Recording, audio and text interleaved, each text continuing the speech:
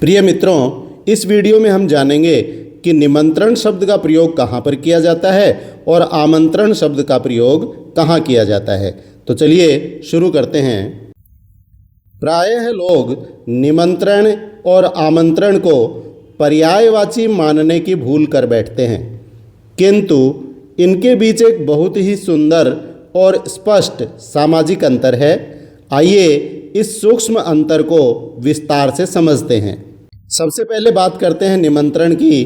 तो निमंत्रण एक विशेष बुलावा है जो किसी व्यक्तिगत, पारिवारिक या मांगलिक उत्सव पर भेजा जाता है, जिसमें भोजन अर्थात प्रीति भोज की निश्चित व्यवस्था होती है।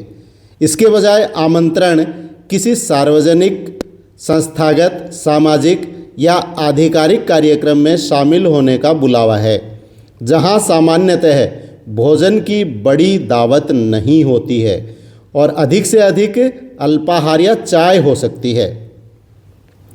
अब निमंत्रण में मेज़बान और मेहमान के बीच गहरा पारिवारिक या व्यक्तिगत संपर्क होता है, लेकिन आमंत्रण में मेज़बान और मेहमान के बीच वक्ता और श्रोता का औपचारिक संबंध होता है, अर्थात दोनों अपने विचार प्रकट करते हैं अथवा किसी कार्य के साक्षी बनते हैं।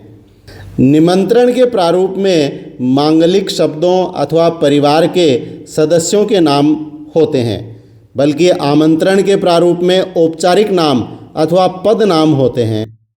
उदाहरण के रूप में जाने कि विवाह, जन्मोत्सव, गृह प्रवेश या वर्षगांठ आदि में जो बुलावा भेजा जाता है उसको निमंत्रण कहा जाता है।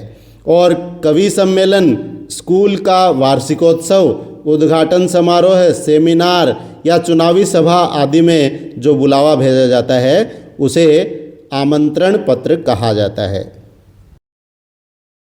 सार रूप में हम कह सकते हैं कि जहाँ भोज होता है अर्थात जहाँ भोजन किया जाता है वहाँ निमंत्रण होगा, और केवल साक्षी जहाँ पर होता है व्यक्ति तो वहाँ आमंत्रण होगा।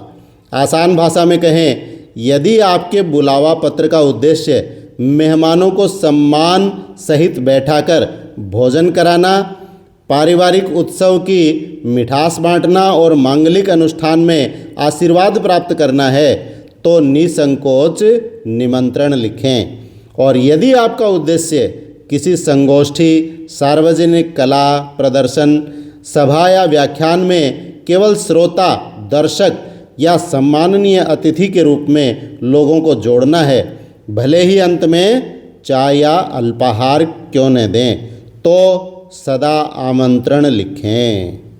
तो निश्चय ही आप निमंत्रण और आमंत्रण में अंतर समझ गए होंगे। धन्यवाद।